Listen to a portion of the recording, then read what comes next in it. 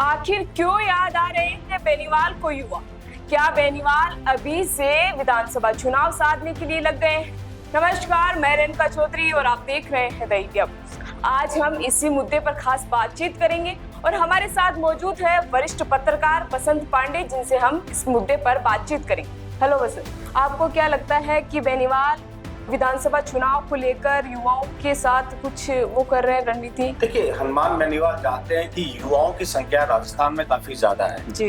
पिछले विधानसभा चुनाव की अगर हम जिक्र कर लें, जब राजस्थान में कांग्रेस की सरकार थी, उस वक्त सचिन पायलट ने भी मुद्दा उठाया था और सचिन पायलट युवाओं को साधने की कोशिश में लग गए थे। और यही बात हनुमान बेनीवाल जानते हैं कि अगर विधानसभा चुनाव में 1, 2, 3 सीट लानी है, क्योंकि 3 सीट तो पूर्व में हालांकि आरएलडी के पास थी, लेकिन इस बार खाता भी नहीं खुल पाया। तो ये बात बखूबी हनुमान बेनीवाल जानते हैं कि अगर विधानसभा चुनाव जीतना है तो युवाओं को साधना अभी से शुरू कर देना चाहिए। और इसीलिए हनुमान बेनीवाल युवाओं के अलग अलग मुद्दों को साधने की कोशिश में लगे हैं। ऐसा ही भर्ती परीक्षा को रद्द करने की मांग उनकी ओर से की जा रही है।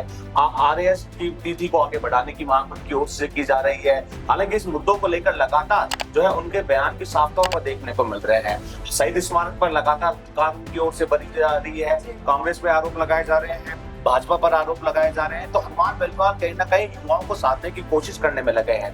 पूर्व में सचिन पायलट ने भी आरपीएससी पर सवालिया निशान खड़े किए गए थे। जनसंघर्ष यात्रा उनकी ओर से निकाली गई थी, कई युवाओं का समर्थन मिला था और उनको जीत भी मिली थी। तो यही मुद्दे को साधते हुए हनुमान बेनीवाल ने अभी से विधानसभा चुनाव की तैयारी कर ली है और युवाओं को साथ लेकर अलग अलग जिलों में उनकी ओर से प्रदर्शन किया जा रहा है। भाजपा सरकार को निशाना बनाया जा रहा है, कांग्रेस सरकार पर भी आरोप लगाए जा रहे हैं। तो क्या अन्य पार्टियों के राजनेता भी युवा एजेंडे को लेकर आगे बढ़ रहे हैं? इस पर आप क्या कहना चाहोगे? देखिए, हालांकि हर राजनीतिक पार्टियां, चाहे राजस्थान में तो बड़ी पार्टी रही है 5 साल कांग्रेस, 5 साल बीजेपी, हालांकि दोनों ही पार्टियां युवाओं को साथ लेने की बात करती है। लेकिन हनुमान बेनीवाल जानते हैं कि अभी तो काफी समय बचा हुआ है। अगर अभी से तैयारी की जाए तो निश्चित तौर पर युवाओं का काफिला उनकी ओर रुख कर लेगा, क्योंकि कांग्रेस और बीजेपी की बड़ी पार्टी रही है। जब चुनाव को 1 से 1.5 साल का समय रहता है, तब युवाओं के मुद्दे की बात की जाती है। जब कांग्रेस की सरकार थी, भाजपा ने भी युवाओं के मुद्दों को साधने की कोशिश की थी, महिला आंदोलन के मुद्दों को बनाने की कोशिश की थी, जो है आरपीएससी को भंग करने की बात भी भाजपा की ओर से भी की गई थी।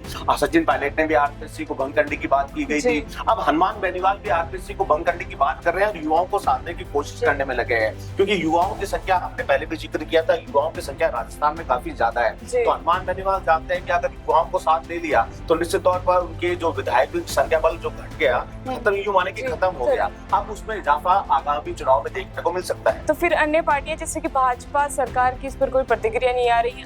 आपने बताया कि बेनीवाल लगातार शहीद स्मारक पर धरना भी कर रहे हैं युवाओं के साथ, तो इस पर सरकार की कोई रिस्पॉन्स इस पर आया नहीं है, तो इसको लेकर आप क्या कहते हैं? रेणु का सबसे बड़ा जिक्र ये होता है कि राजस्थान में भाजपा की सरकार है। किरोड़ी लाल मीणा ने भी जो है पेपर लीक का मुद्दा उठाया था, एसओजी में साक्ष्य पेश किए गए थे, तो वो उठाकर ही रह गया, तो उसके बाद उनका कोई अभी तक नाराजगी हालांकि किरोड़ी लाल मीणा की भी थी। वो लगातार अपनी सरकार को कटघरे में खड़ा कर रहे थे, एसओजी में साक्ष्य पेश कर रहे थे। कई एसओजी के अधिकारियों पर भी आरोप उनकी ओर से लगाए गए थे। युवाओं को साथ लेकर धरना प्रदर्शन भी उनकी ओर से किया गया था। लेकिन जैसे ही उनकी सरकार सत्ता में आई, अब युवाओं को मुद्दों को लेकर वो किसी तरह का बयान नहीं दे रहे हैं। हालांकि भजनलाल सरकार के जो मंत्री है, तमाम मंत्री कह रहे हैं कि एसओजी कार्रवाई कर रही है। लगातार एक के बाद जो पेपर लीक की घटनाएं हुई थी, उनमें आरोपियों को हिरासत में लिया जा रहा है और जल्दी जो बड़े तबके के लोग हैं उनको भी हिरासत में ले लिया जाएगा।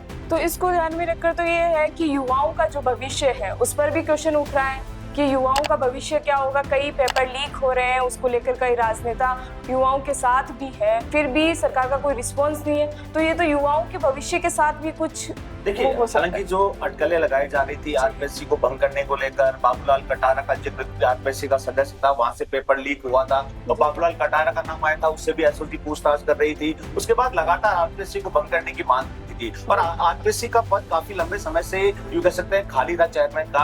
अब 10 महीने बाद आरपीएससी को जो है युवा साहू के रूप में नया चेयरमैन बनाया, तो निश्चित तौर पर प्रशासनिक अधिकारी है, तो निश्चित तौर पर ये माना जाएगा कि अब कहीं ना कहीं पारदर्शिता भी पेपर लीक की घटनाओं में, पेपर लीक ना हो इसको लेकर पारदर्शिता देखने को मिलेगी। लेकिन सवाल अभी भी हनुमान बेनीवाल ये उठा रहे हैं कि आखिर आरपीएससी को भंग क्यों नहीं किया जाता और एक जो नियम है उसके तहत वापस से आरपीएससी सदस्यों की नियुक्ति की जाए। लेकिन अब इस मुद्दे को लेकर ना भाजपा कुछ बोल रही है, ना कांग्रेस कुछ बोल रही है। तो आरपीएससी का जो नया चेयरमैन जो चुने गए हैं अभी युवा साहू, तो क्या वो इस चीज पर काम करेंगे? क्या उनका कोई रिस्पॉन्स आएगा? क्या वो युवाओं के साथ या फिर जो सच है उसके साथ कोई काम करेंगे? देखिए निश्चित तौर पर हालांकि युवा और साहू का अगर जो कार्यकाल देख लें, जब वो डीजीपी रहे थे, होमगार्ड में भी वो डायरेक्टर जनरल रहे थे, तो निश्चित तौर पर माना जा सकता है कि कुशल प्रशासनिक अधिकारी है, उनके नेतृत्व में एक पारदर्शिता मिलेगी। हालांकि अलग अलग बेरोजगारों के संगठन ने जो है सराहना की है युवा और साहू को चेयरमैन बनाने को लेकर, लेकिन कुछ अन्य संगठन है वो अभी भी लगातार प्रदर्शन करने में लगे हैं,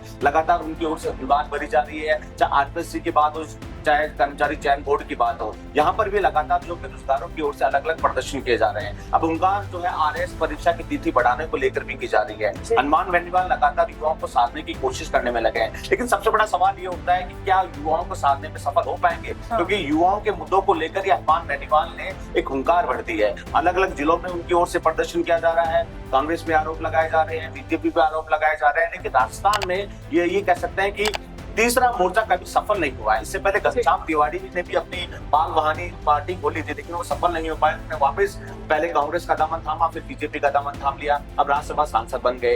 अब हनुमान बेनीवाल के भी पूर्व में 3 विधायक थे, लेकिन वो भी जीत नहीं पाए विधानसभा चुनाव में। फिर उनकी ओर से हनुमान बेनीवाल की ओर से अपनी वाइफ कनिका बेनीवाल को मैदान में उतारा गया था, वो भी सफल नहीं हो पाई। लेकिन अब कह सकते हैं तीसरे मोर्चे के तौर पर भारत जो आदिवासी पार्टी है वो कहीं ना कहीं सफल होती जा रही है। तो निश्चित तौर पर हनुमान बेनीवाल तीसरे नंबर पर माने जा रहे थे कि राजस्थान में तीसरी पार्टी आरएलपी की पार्टी है, लेकिन अब आदिवासी पार्टी तीसरे मोर्चे पे के तौर पर सफल होती जा रही है। तो हनुमान बेनीवाल जानते हैं कि अब आगामी विधानसभा चुनाव में थर्ड मोर्चे पे आना है, तो निश्चित तौर पर हर वर्ग को साधने की कोशिश करनी जरूरी है, और इसी तौर पर वो है युवाओं को साधने की कोशिश में लगे हैं। जी धन्यवाद बसंती इस महत्वपूर्ण जानकारी के लिए।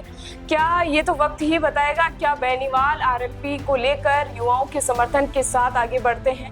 ये तो वक्त ही बताएगा कि विधानसभा चुनाव में क्या कुछ होता है। फिलहाल इसी तरह की जानकारी के लिए बने रहिए हमारे साथ और देखते रहिए द इंडिया।